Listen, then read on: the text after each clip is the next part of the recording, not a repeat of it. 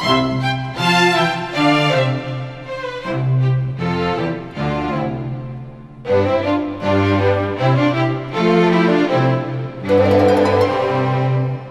предприятия дают городам жизнь, благодаря другим города, собственно, и живут.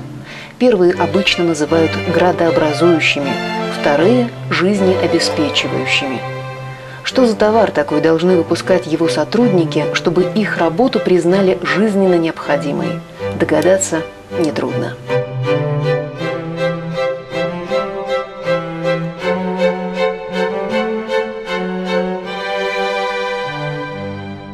Открытое акционерное общество «Нерюнгринский городской водоканал».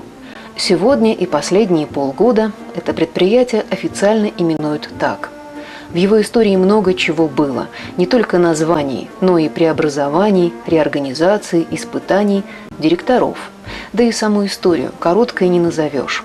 По вполне понятным причинам водоканал – одно из старейших предприятий района, так как создавалось вместе с городом. Не будем уточнять, когда именно, потому что сами свидетели, то есть его давние сотрудники, в показаниях путаются. Ясно одно. Родителями предприятия стали тепловодоканал Якутугля 80-го года рождения и созданный 5 годами ранее ПТС комбината Якутуглестрой. Через некоторое время они объединились и довольно долго существовали как подразделение Якутугля, обслуживая тепловые и электрические сети города. У предприятия был свой очень мощный автоучасток со всей необходимой техникой. Дела шли в гору, работа считалась престижной, так что человеку с улицы попасть сюда было проблематично. А потом, как и во всей стране, дефолт, неплатежи, забастовки, короткая передышка в начале 2000-х и снова экономический кризис 2009, банкротство предприятия. К этому моменту из его состава уже вышли и тепловые, и электрические сети. Соответственно, втрое сократилась численность коллектива. И главным предметом его трудов и забот сегодня остается вода.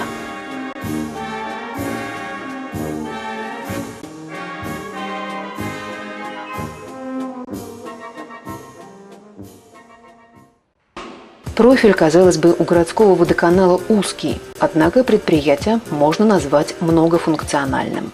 Управление «Водоканал» занимается добычей воды, ее распределением, перекачкой по потребителям города, это население, предприятия различные, промзоны, поселка Серебряный Бор. Также занимается перекачиванием стоков. Итак, задача номер 1 – водоснабжение.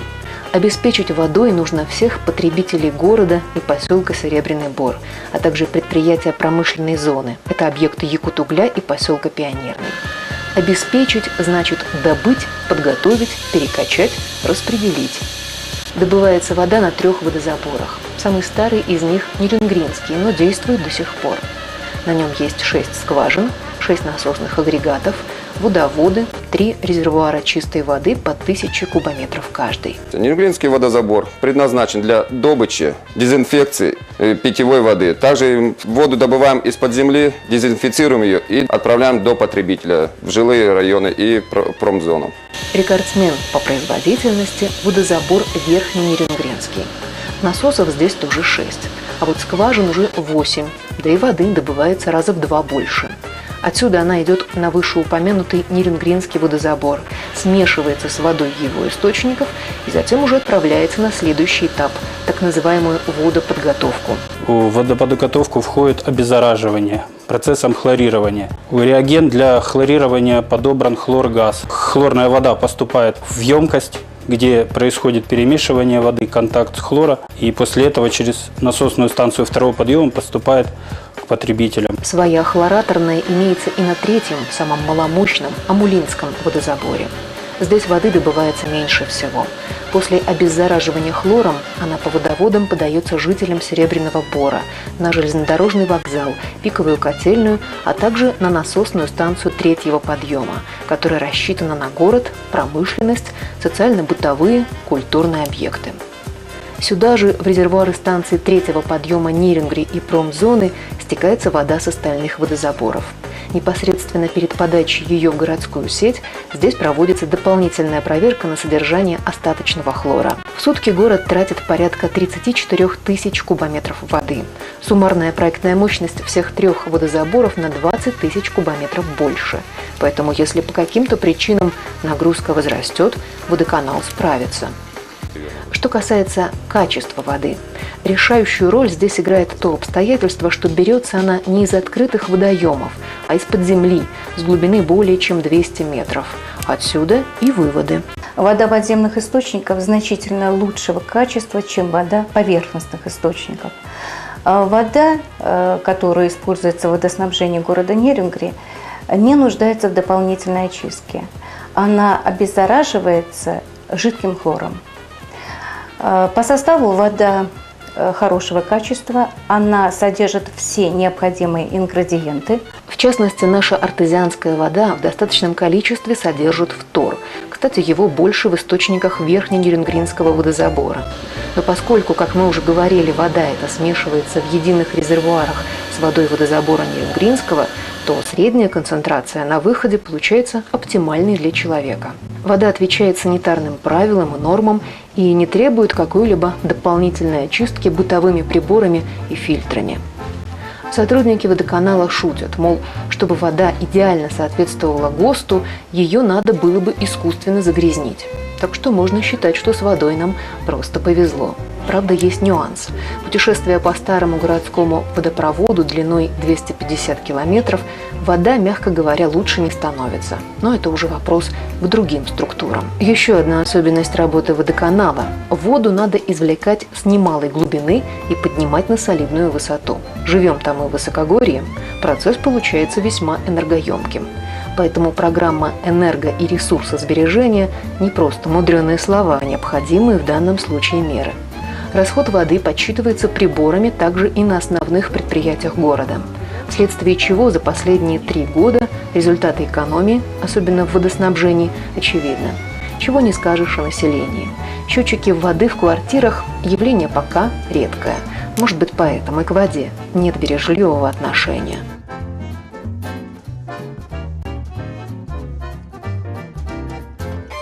Вторая противоположная по смыслу задача предприятия – водоотведение. Сточные воды Нерюнгри и Серебряного Бора по внутриквартальным, уличным, канализационным трубам общей протяженностью 137 километров через канализационные насосные станции, их больше десятка, поступают на очистные сооружения. При этом специфичные промышленные стоки перед тем, как попасть в городскую канализацию, проходят локальную очистку на самих предприятиях. Через канализационные очистные сооружения в сутки проходит около 30 тысяч кубометров сточных вод. Проектная мощность – 41 тысяча. Очистные сооружения состоят из 3 очередей. На них применяются механическая, биологическая очистка, обработка и обезвоживание осадка, обеззараживание после обработки жидким хлором. На очистных сооружениях предусмотрен приборный учет сбрасываемых вод, а степень очистки составляет 75%. Кроме того, продолжается внедрение системы ультрафиолетового облучения.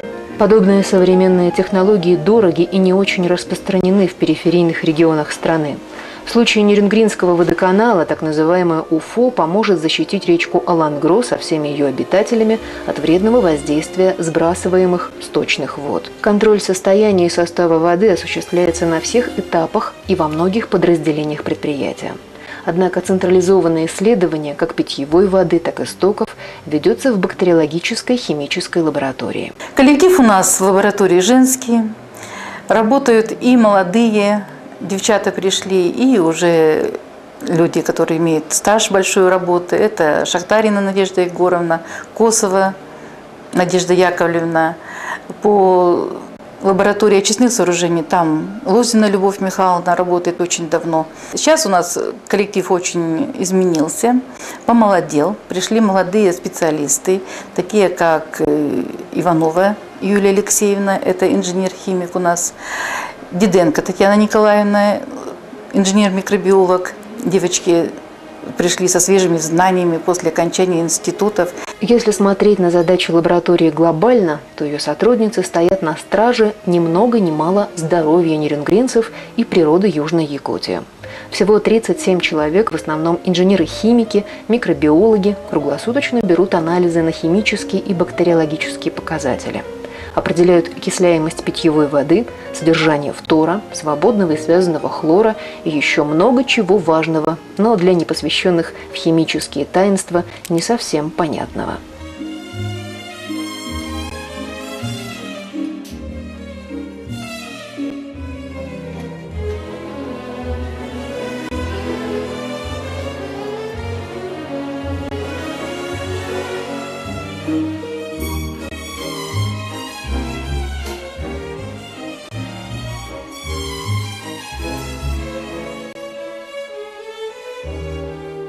Очевидно, что и водоснабжение, и водоотведение – это работа, которая ведется круглосуточно, в заданном режиме, желательно без сбоев. Возникающие проблемы должны быстро выявляться и решаться. Целостную картину всего производственного цикла водоканала на мониторе компьютера наблюдает начальник смены диспетчерской службы. Наблюдает, если есть необходимость, корректирует. Диспетчерская служба водоканала руководит процессом добычи, перекачки и распределения воды потребителям города, поселка Серебряный Бор и промзоны. Здесь у нас работают 6 человек. Стаж каждого превышает более 15 лет. Служба ОС работает круглосуточно совместно с подразделениями водоканала и городскими оперативными службами. Солидный возраст предприятия, безусловно, говорит, во-первых, о достаточном опыте его давних сотрудников, а во-вторых, о дряхлеющем оборудовании, на котором им приходится работать. В ремонтном цехе есть свои станки-долгожители. Одному 25 лет, другому, доставшемуся по наследству от ПТС, целых 30. И такая ситуация складывается практически во всех ремонтных и эксплуатационных службах. Руководство ищет пути решения проблемы. То есть, конечно, не пути, чего их искать-то, а средства, необходимые для замены и реконструкции оборудования. Между тем, специалисты электрического и ремонтного цехов, цеха автоматики, электротехнической лаборатории, автотранспортного участка работают и на судьбу, кажется, не сетуют. Так, у нас есть старослужащие, которые проработали больше 20 лет. Это слесарь Бессараб Александр Романович, хороший специалист, хорошо знает оборудование. Реченков Роман, это слесарь по ремонту станков, тоже работает более 10 лет. Молодой, хороший специалист. Эти мастера, в основном токари, фрезеровщики, слесари, занимаются ремонтом сантехнического оборудования. Бригада состоит из 15 человек. В цехе имеются токарные, сверлильные, строгальные, фрезерные станки, трубогибы. Кстати, слесарь-ремонтник – одна из основных специальностей предприятия.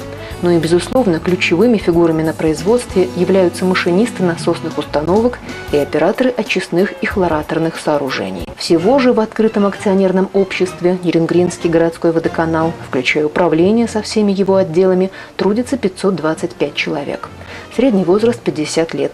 Число молодых специалистов не дотягивает до 10%. Хотя сказать, что молодежь вовсе сюда не приходит, нельзя. Только в начале весны 2010 года электроцех пополнился 2 новобранцами. 9 молодых людей вернулись к своим служебным обязанностям, отслужив в армии. Вместе с тем водоканалу требуется приток не просто молодой крови, но специалистов нового поколения. Поэтому предприятие заключило договоры с учебными заведениями, и более 20 человек сегодня повышают свою квалификацию.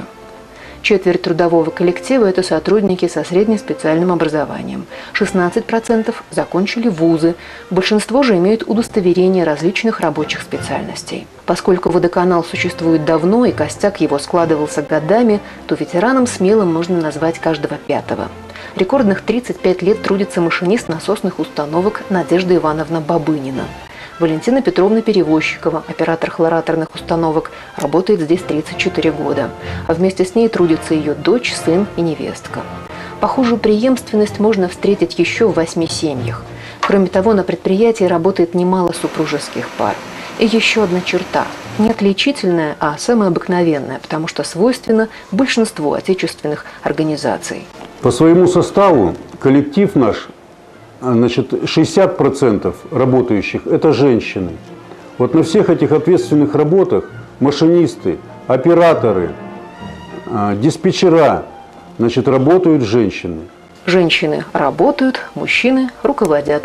Только на посту директора за все время существования предприятия сменилось 12 представителей сильного пола, то есть каждому в среднем было отведено по 2-3 года. А если серьезно, то времена бывали разные, и нынешнее тоже не назовешь беспроблемным. Главное, считает директор водоканала Владимир Ильиных, чтобы потребителей воды эти проблемы не касались. Многие, наверное, не знают, как вода попадает в кран, и оно и не надо. Но за этим стоит полутысячный коллектив, работа, слаженная работа и круглосуточная работа.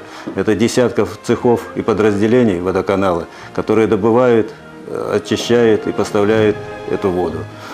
Вот. На сегодняшний день оборудование, это приобретенное в годы организации, уже отслужившие свой срок, сети тепловые и водопроводные приходят в негодность и требуют замены, модернизации. Только благодаря, наверное, опыту и желанию работать людей, коллектива предприятия, сегодня это все работает и работает в технологическом режиме, без сбоев. Хочется сказать большое спасибо ветеранам, прошедшим вместе с водоканалом этот длинный и нелегкий путь, на плечах которых держался и держится на сегодняшний день водоканал, на их опыте, на их знаниях, которые отдали лучшие годы, будем говорить, своей жизни этому предприятию, этому нелегкому и ответственному труду обеспечения, жизнеобеспечения города и населения. Еще с уроков географии каждому школьнику известно, что в России водных ресурсов много, количественно, но не качественно. В большинстве населенных пунктов чистая вода без посторонних запахов – это едва ли осуществимая мечта. В нашем городе вода такая, как надо. Вкусная и, главное, не влияющая на здоровье человека. Доказано Ниренгринским городским водоканалом. Гарантировано всем его большим и дружным коллективом, каждый представитель которого может смело назвать свою работу жизненно необходимой.